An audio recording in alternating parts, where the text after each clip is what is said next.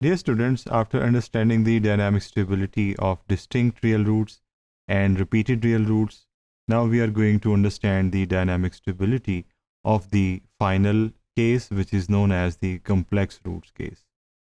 Now we have to write the formula one more time, and that is the formula of the time path जो आपके सामने लिखा हुआ है.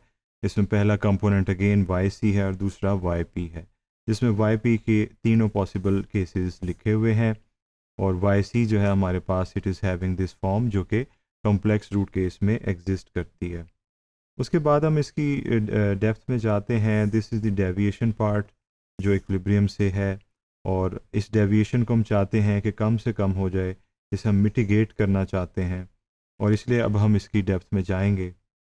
इसमें होता ये है कि जो पहला पार्ट है उसे हम कह सकते हैं it's a multiplier, exponential term है जो कि मल्टीप्लाई हो रही है. तो ये डेविएशन फ्रॉम इक्विलिब्रियम को हमने ओवरऑल प्लॉट किया है. ये सारी टर्म जो है ये वाई सी की टर्म है जिसे हमने यहाँ पर डिकम्पोज किया है इनटू इट्स पार्ट्स. तो मल्टीप्लायर है जो ज़रब हो रहा है इस मल्टीप्लिकेंट से, और इस मल्टीप्लिकेंट के ये दो पार्ट्स हैं. पहला पार्ट है और दूसरा पार्ट है. पहले पार्ट में आर्बिट्रेरी कांस्टेंट है, दूसरे में भी है, और पहले पार्ट में भी इंडिपेंडेंट वेरिएबल के साथ उसकी ट्रिग्नोमेट्रिक रेशियो है, और दूसरे पार्ट में भी उसकी ट्रिग्नोमेट्रिक रेशियो है. पहले में कॉज के साथ है और दूसरे में साइन के साथ. तो जब हमारे पास ट्रिग्नोमेट्रिक फंक्शंस का ऐसा सम होता है जिसमें साइन और कॉज इन्वॉल्व होते हैं, तो उसका ग्राफ बनता है इस फॉर्म में, जैसे कि आप देख सकते हैं. It's a wave like form जो कि उससे बनेगी. तो हमने इसे यहाँ पर प्लॉट किया है जो कि इस चीज़ को शो कर रही है. अब यहाँ पर जो हमने ग्राफ बनाया है जो वेव लाइक डायग्राम है, इसके अंदर यू सी के इसमें एम्पलीट्यूड सेम है. दैट इज़ जो फासला है हाईएस्ट पॉइंट का फ्रॉम द एक्स एक्सिस वो सेम ही है. इसकी वजह से it is neither moving close to the x axis nor moving away from it. लेकिन ऐसा ज़रूरी नहीं कि हर दफ़ा हो. अभी हम इसकी थोड़ी सी डिटेल को पढ़ते हैं और फिर देखते हैं कि दूसरे पॉसिबल केसेस क्या हो सकते हैं. यहाँ पर उसी बात को हमने टेक्स्ट में लिखा है कि इसमें मल्टीप्लिकेंट है जिसकी वैल्यू ये है. Has the knack of having a wave like graph as shown above. जैसे आपने देखा कि एक वेव लाइक ग्राफ बनाता है बिकॉज उसमें साइन और कॉज के सम हैं. This this shall have uniform amplitude. आपने देखा कि उसका एक यूनिफॉर्म एम्पलीट्यूड है. Above and below the equilibrium, या एक्स एक्सिस को अगर हम इक्विलिब्रियम एज्यूम करें तो वो उसके ऊपर और नीचे विद इक्वल डिस्टेंस मूव कर रहे हैं. तो convergence shall not take place. However multiplier can mitigate the amplitude of the graph. जो मल्टीप्लायर था जिसका रूल अभी हमने डिस्कस नहीं किया था, अब हम बात करेंगे कि ये जो इक्वल डिस्टेंस है ये कैसे डिफ़र कर सकता है. क्योंकि मल्टीप्लायर या तो उस डिस्टेंस को ओवर टाइम कम कर देगा, या ज़्यादा कर देगा, या वैसे ही रहने देगा. तो इसलिए अब हम मल्टीप्लायर की तरफ चलेंगे और मल्टीप्लायर की बात करेंगे कि इससे ये डिटर्मिनेशन कैसे होगी कि कन्वर्जेंस हो रही है या नहीं. क्योंकि multiplier is an exponential term, और एक्सपोनेंशियल टर्म कम तब होती है जब उसका जो रेट ऑफ ग्रोथ है वो हो नेगेटिव. इसलिए यहाँ पर रेट ऑफ ग्रोथ की जगह आपको एच नज़र आ रहा है.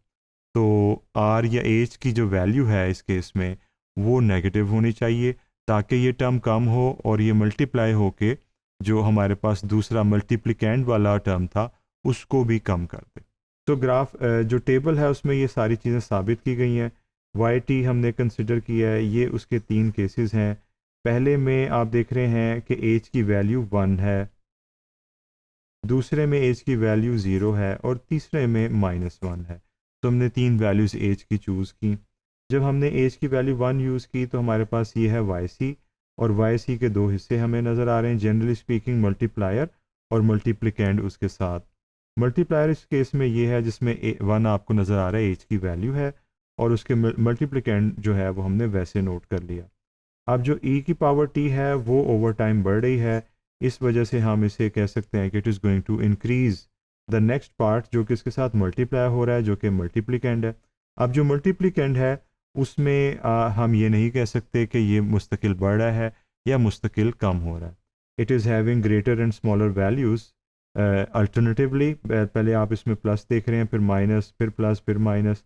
तो आप देख रहे हैं इसमें प्लस माइनस चल रहा है। And it should not surprise us because जब हमने ग्राफ में देखा था तो एक दफ़ा वैल्यू एक्स एक्सिस के अबव होती थी दैट इज़ प्लस, और दूसरी दफ़ा एक्स एक्सिस के नीचे होती थी दैट इज़ माइनस। तो यही चीज़ है जो कि ग्राफ में आपको वेव लाइक मोशन में नज़र आ रही थी। ये हमने इसके प्लस माइनस होने को लिख दिया कि ये बढ़ भी रही है और कम भी हो रही है। तो जो वाई सी इन दोनों का प्रोडक्ट है, एक को जब एक से ज़रब देंगे तो एक ही आएगा, और इन दोनों को ज़रब देंगे तो ये वाली टर्म आएगी। तो इस तरीके से आप देख रहे हैं ये आंसर्स आए, और ये आंसर्स भी आप देख रहे हैं कि पॉजिटिव फिर नेगेटिव फिर पॉजिटिव पॉजिटिव नेगेटिव हो रहे हैं। और ऑन द होल अगर इनका मैग्नीट्यूड देखा जाए तो बड़ा है, ये 1 से स्टार्ट हुआ और ये 34,000 तक पहुंच गया। इट मीन्स के इस केस में एम्पलीफिकेशन हो रही है, एम्पलीट्यूड बढ़ रहा है और मूवमेंट अवे हो रही है फ्रॉम द इक्विलिब्रियम। और यहाँ पर यही लिखा हुआ है कि प्लस माइनस वैल्यू तो हो रही है अकर, लेकिन वैल्यू ओवरऑल जो है वो बढ़ रही है।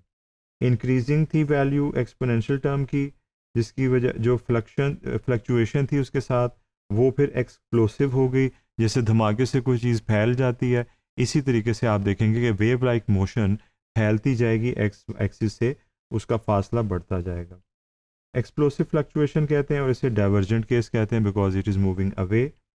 उसके बाद जो दूसरा केस था उसमें ज़ीरो थी वैल्यू एज की, और उसकी वजह से जो हमारे पास टर्म बनी थी वो ये बनी थी जो इक्वल टू 1 है, क्योंकि exponent of 0 is equal to 1। तो आप देख रहे हैं एक ही वैल्यू चल रही है जिसके लिए हमने EHT के ऊपर बार लगाया, इट मीन्स कि इट्स अ कांस्टेंट वैल्यू। और ये वो वैल्यू है जो कि फ्लक्चुएशन होती है, जो कि वेव लाइक मोशन बनती है, और वो आप देख रहे हैं it's again positive and negative.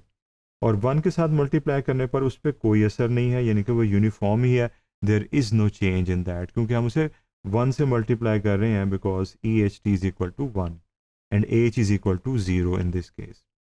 तो इस केस में यूनिफॉर्म फ्लक्चुएशन होगी, ना तो वो कन्वर्जेंस का बायस बनेगी और ना ही डाइवर्जेंस का, क्योंकि इस केस में आप देख रहे हैं कि डेविएशन के ऊपर कोई असर नहीं है, ना तो वो एक्स एक्सिस की तरफ जाएगी और ना ही ये उससे दूर जाएगी।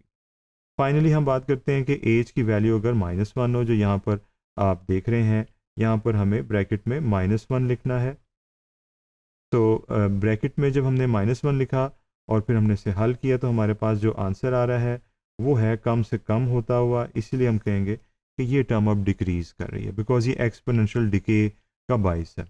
ये है वेव लाइक मोशन की फ्लक्चुएशन, जो पहले भी हम देख चुके हैं पिछले 2 कॉलम्स में, और ये है इन दोनों का प्रोडक्ट जिसमें आप देख रहे हैं 1 × 1 = 1 और बाकी टर्म्स भी मल्टीप्लाई हो रही हैं। अब आप इसका ट्रेंड देख सकते हैं, चूंकि वेव लाइक मोशन है इसलिए प्लस माइनस आपको अल्टरनेटिवली नज़र आ रहे हैं। और इसमें एक और जो चीज़ है मैग्नीट्यूड के लिहाज से वो है अहम, और वो ये है कि 1 से वैल्यू कम होते होते -0.004 तक चली गई है। एब्सोल्यूट सेंस में भी ये वैल्यू कम होती नज़र आ रही है, इसलिए आपने देखा कि वैल्यू पॉजिटिव नेगेटिव हो रही है लेकिन कम हो रही है, और इसे हम डैम्प कह सकते हैं कि चीज़ मध्यम होती जा रही है ओवर टाइम, और जिसकी वजह से मध्यम होते होते वो कन्वर्ज हो जाएगी टुवर्ड्स द एक्स एक्सिस और any other equilibrium if there is any. अब ये तीनों चीज़ें अगर हम ग्राफिकली देखना चाहें तो ऐसे ही एक्सप्लोसिव की जब हमने बात की तो आपने देखा ये इक्विलिब्रियम से दूर होता जा रहा है और इसकी मूवमेंट इक्विलिब्रियम से ऊपर नीचे बढ़ती जा रही है, डायनामिकली अनस्टेबल है क्योंकि इक्विलिब्रियम की तरफ ये नहीं मूव कर रहा। यूनिफॉर्म फ्लक्चुएशन जिसे हमने कहा ना तो ये कन्वर्जेंस की तरफ जा रहा है ना ये डाइवर्जेंस का बायस है। तो आपने देखा यूनिफॉर्म फ्लक्चुएशन है, जितना फासला पहली वेव में था आखिरी में भी वो ही फासला है एक्स एक्सिस से या इक्विलिब्रियम से, अगर इक्विलिब्रियम एक्स एक्सिस पे ना हो। डैम्प्ड फ्लक्चुएशन जो है वो आप देख रहे हैं कि पहले ये ज़्यादा वेव एम्पलीफिकेशन के साथ ही, लेकिन उसकी एम्पलीफिकेशन कम होती गई या उसका एम्पलीट्यूड कम होता गया। फाइनली ये कन्वर्ज हो रही है टुवर्ड्स दिस इक्विलिब्रियम, जिसकी वजह से हम कह रहे हैं कि डायनामिकली स्टेबल है। इसको हमने नाम दिया कि ना तो ये डायनामिकली स्टेबल है ना ये अनस्टेबल है।